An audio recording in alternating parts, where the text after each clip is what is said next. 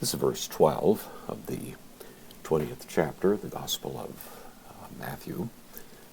The workers who had been out in the field working all day have gotten a wage, and it's equal to the wage that was paid to those who had only worked for about an hour. And so they're, as you might expect, complaining about that, and Jesus reports it in these words, legontes, saying, from lego I say, this is a present participle. So they complain, saying. And then hutoi, the nominative, masculine plural, these, hoi eskatoi, these the last, referring to these workers who have been out for a relatively short period of time, the last workers. So epoiesan, from poieo, I make or I do. It's used here to stand for the idea that they worked. So these last ones worked meon horon, 1 hour. And so that's the extent of their labor. And now continuing, kai, the connective, isus.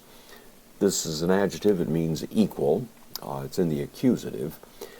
They're addressing themselves to the landowner here, so epoiesas, this is the second person singular, aorist, active indicative. You made, autus is the direct object, them, you made them. Even isus, even equal, humen, to us, or hemen. So this is an accusation. You, the landowner, made these who work so little equal to us. Going along with the dative plural here, then we have the dative plural continuing the thought. Equal to us, the ones who, bastasasai. This is from bastadzo. It means to bear up. It's the tobaros, the burden. So we have borne the burden. The having borne the burden, it's an aorist active participle. It's the masculine plural dative, so it is referring to us back here. You've made them equal to us, the having borne the burden, tes hemeris, of the day, along with kai ton kausona.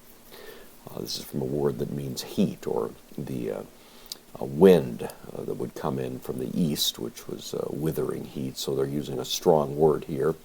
Of course, the complaint is that they had expected that either these other workers would be paid less or that they would be paid more for the fact that they had labored so long in the field.